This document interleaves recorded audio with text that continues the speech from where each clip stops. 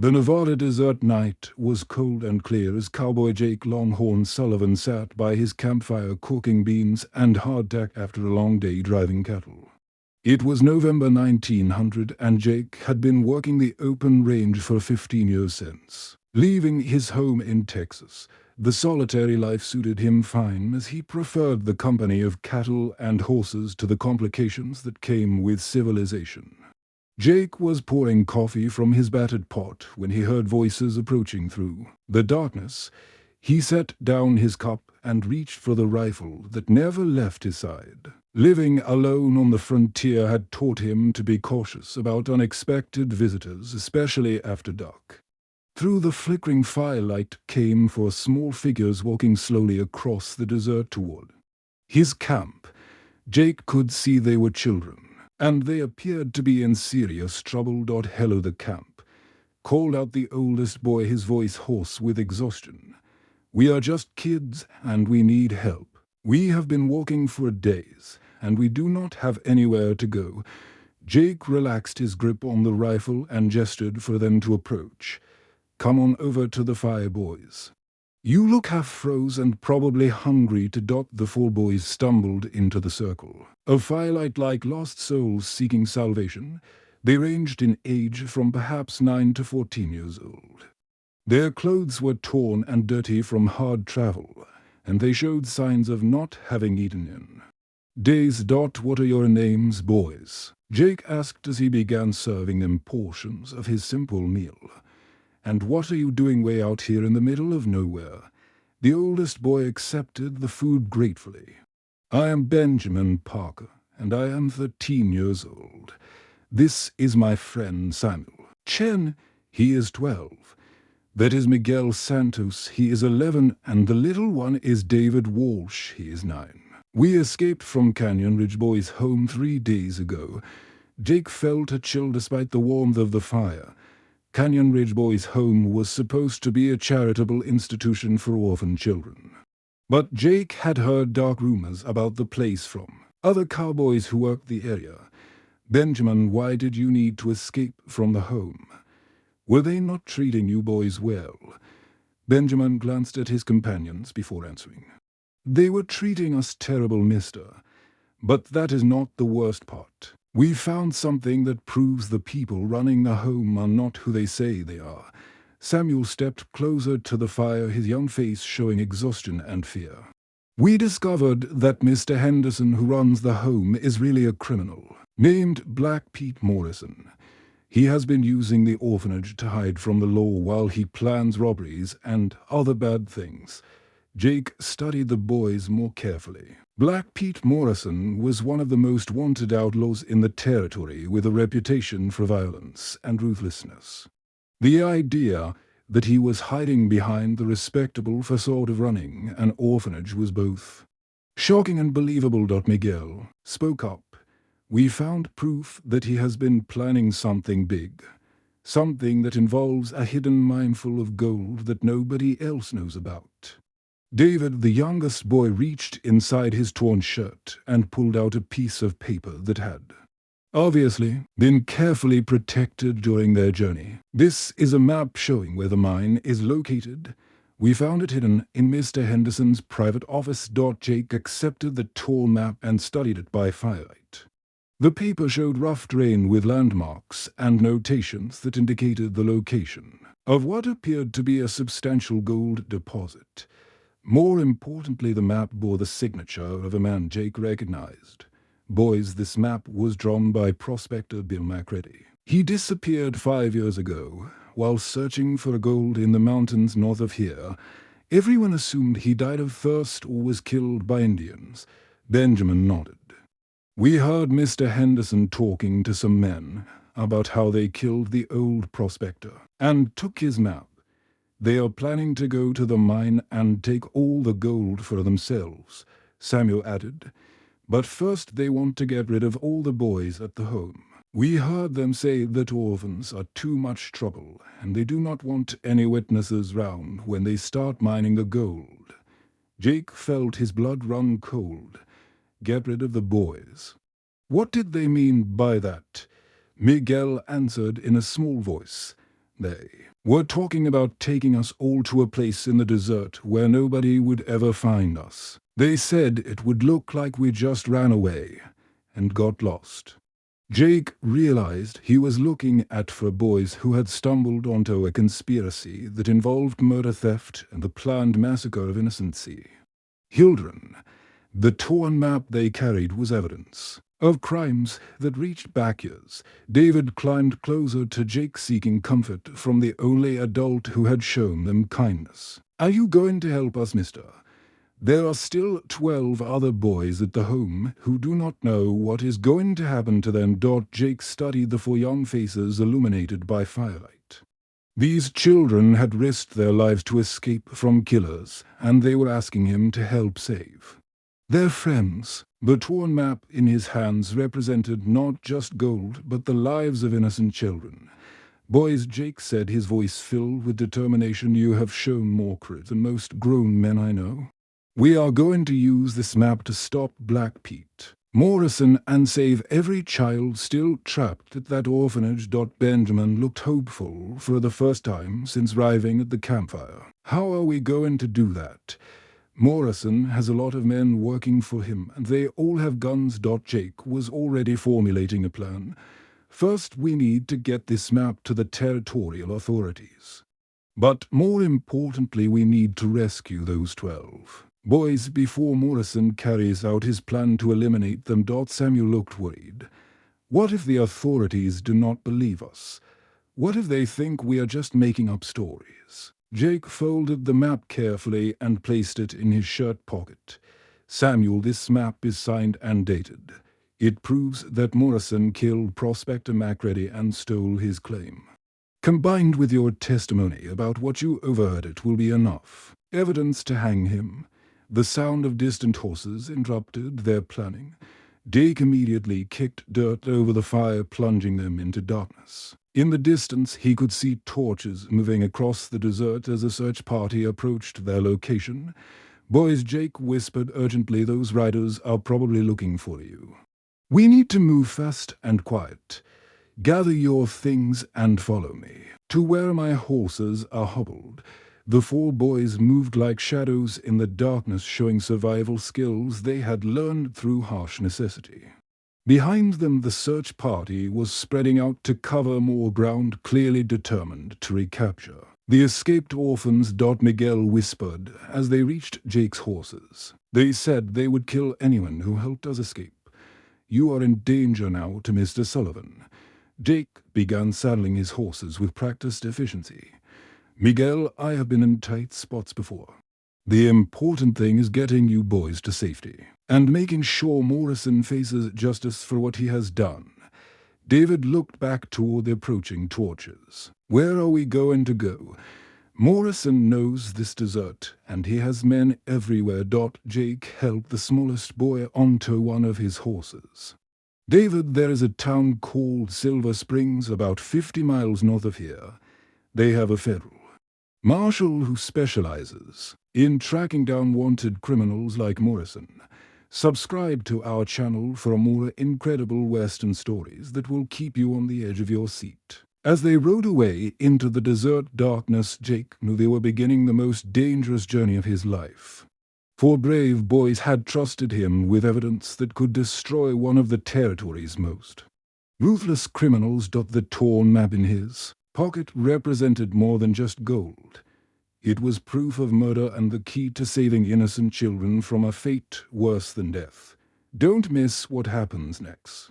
Subscribe now to follow this epic Western adventure and discover whether Jake and the boys can reach the federal authorities before Morrison eliminates the evidence and the witnesses. Jake and the four boys rode through the Nevada night, using every trick he knew to avoid the search parties that Morrison had sent after them.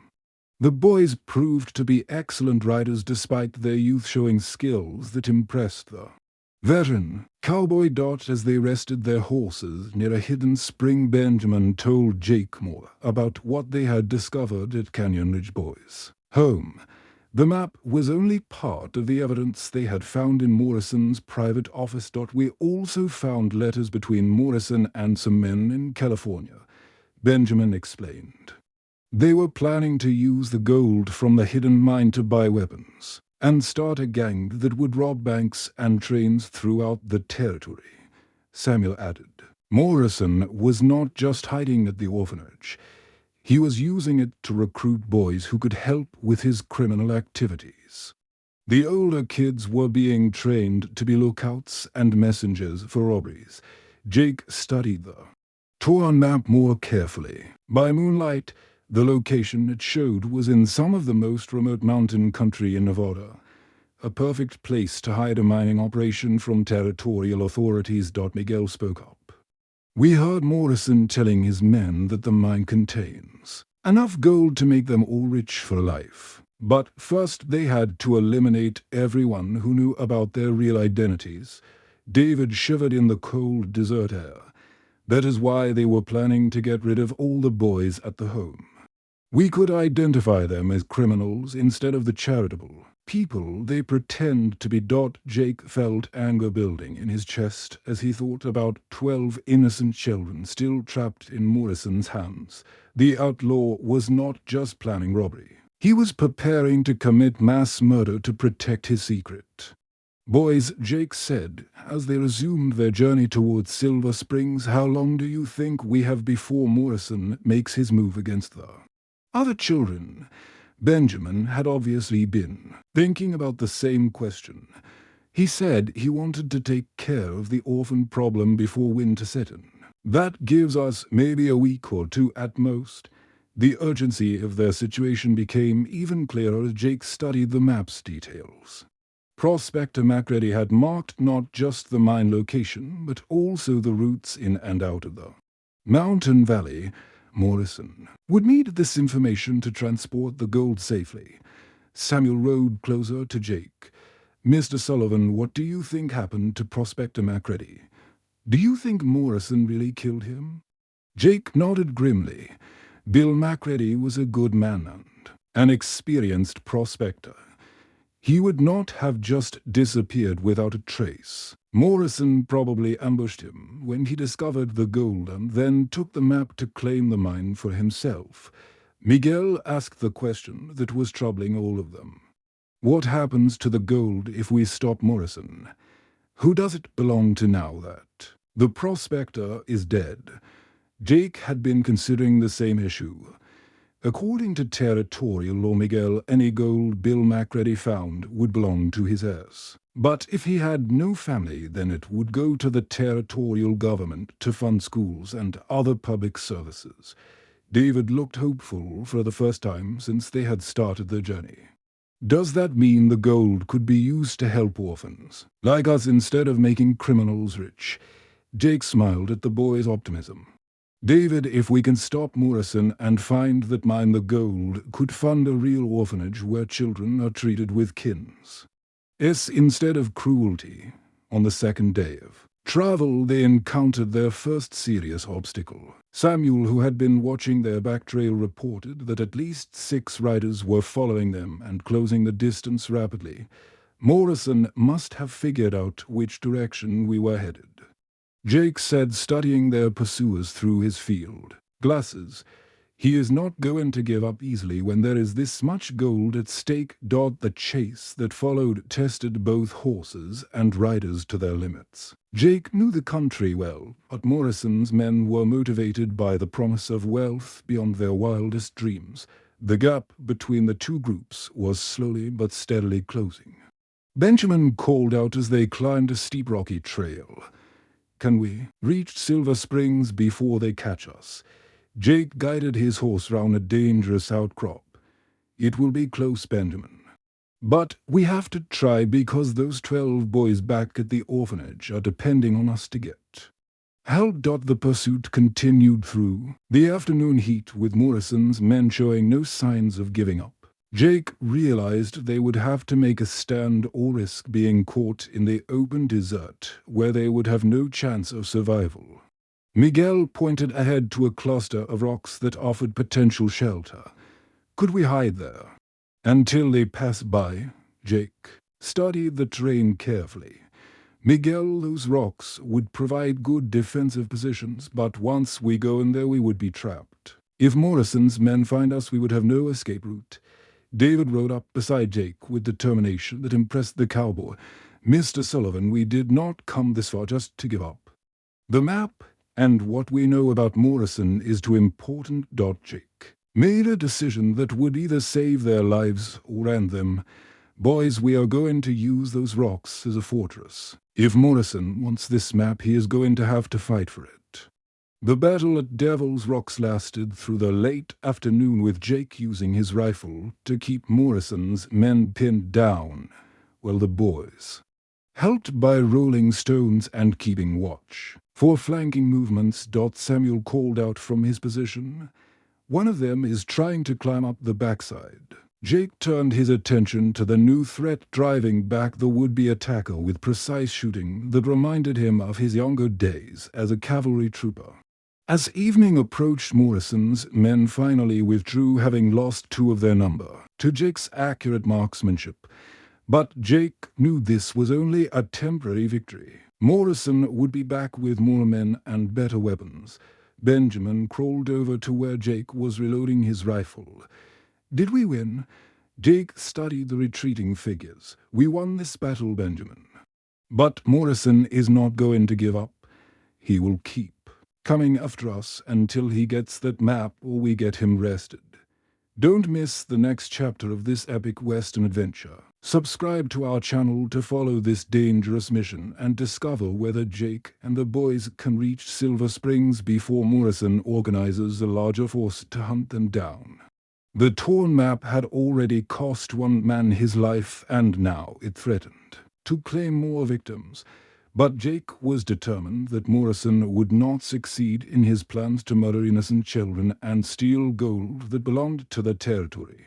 The race to Silver Springs would determine whether justice or greed would triumph. In the Nevada wilderness, the morning sun painted the Nevada mountains in shades of gold as Jake and the 4 boys resumed their desperate journey toward Silver Springs.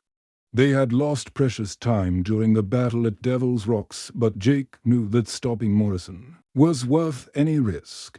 The boys had proven themselves to be remarkably tough travelers. Benjamin took charge of organizing their limited supplies, while Samuel used his sharp eyes to watch for signs of pursuit. Miguel and David worked together to care for the horses, showing responsibility that impressed Jake. We should reach Silver Springs by evening if we push hard, Jake explained as they navigated a treacherous mountain pass. But Morrison will probably try to intercept us before we get there. The torn map in Jake's pocket felt heavier with each mile they traveled. The gold it represented could transform the lives of countless orphaned children throughout the territory.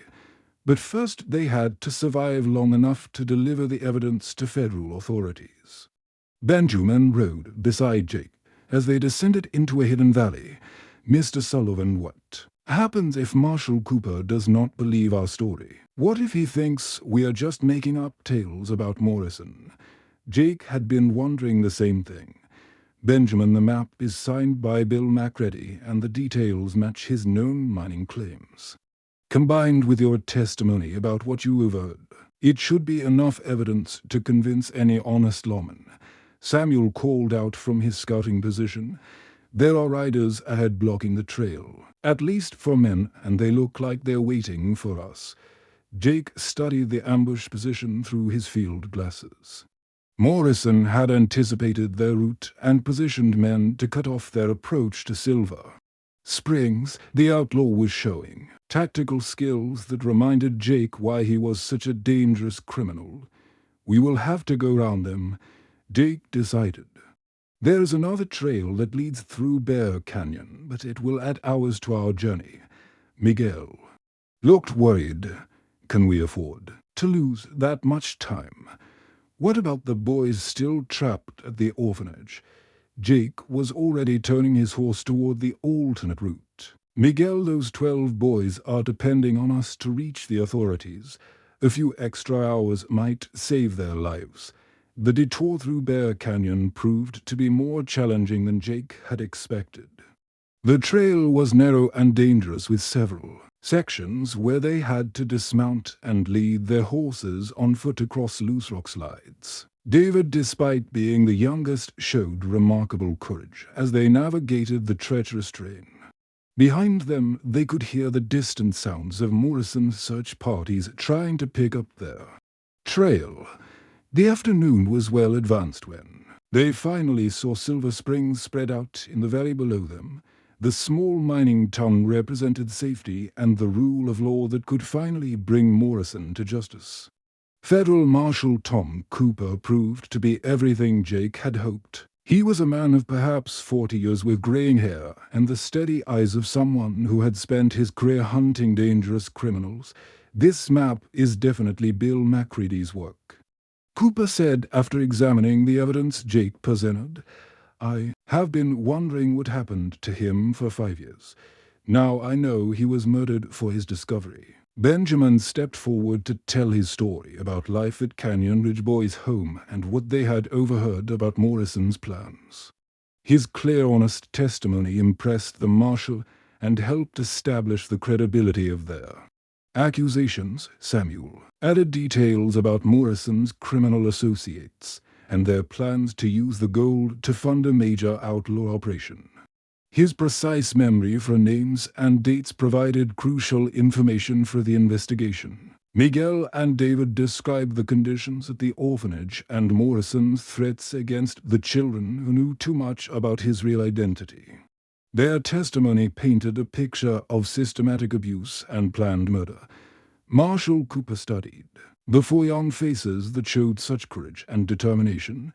"Boys, you have provided enough evidence to arrest Morrison and his entire gang. But first we need to rescue those 12 children before Morrison realizes you have reached the authorities." Jake volunteered to guide the rescue mission back to Canyon Ridge Boys' home. "I know the country, Marshal, and I can get your men there fast.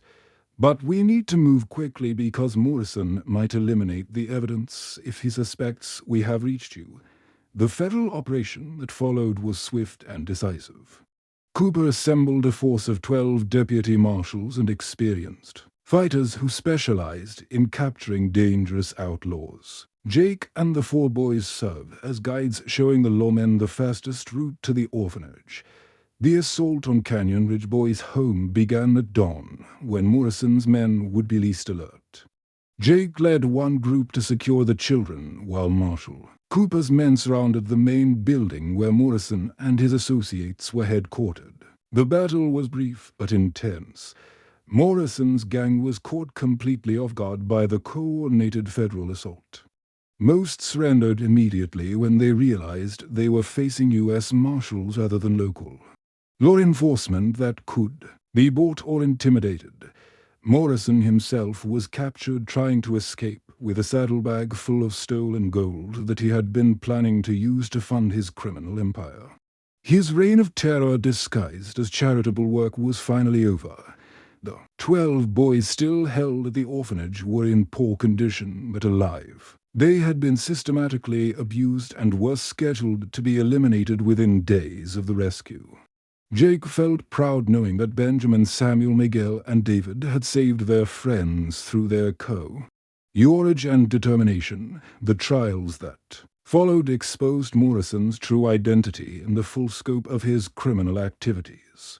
The outlaw was sentenced to hang while his accomplices received lengthy prison terms for their roles in murder, kidnapping, and child abuse. Most importantly, the gold mine shown on MacReady's map was located and claimed by territorial authorities. The substantial deposits found there were used to establish a fund for the care and education of orphan children throughout Nevada. Subscribe now to our channel for more epic Western stories that celebrate the triumph of good over evil.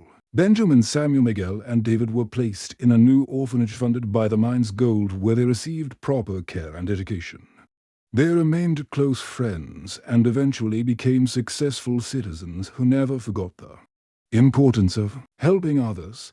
Jake Sullivan returned to his life as a cowboy, but he was no longer alone. He regularly visited the boys and became like a father figure to children who had learned to trust adults. A guy. N. His campfire became a gathering place, where former orphans could share stories and remember the adventure that had brought them justice. The torn map that had started their journey was preserved in the territorial archives as evidence of how children's courage could expose adult corruption and save innocent lives. It served as a reminder that sometimes the most important treasures are not gold but the safety and happiness of those who cannot protect themselves. Canyon Ridge Boys' home was permanently closed and its buildings were converted into a legitimate school that actually provided education and care for orphan children. The new institution was carefully monitored to ensure that the horrors of the past would never be repeated. This Western story reminds us that maps can lead to many different kinds of treasure and that the greatest wealth often comes from protecting those who have the least.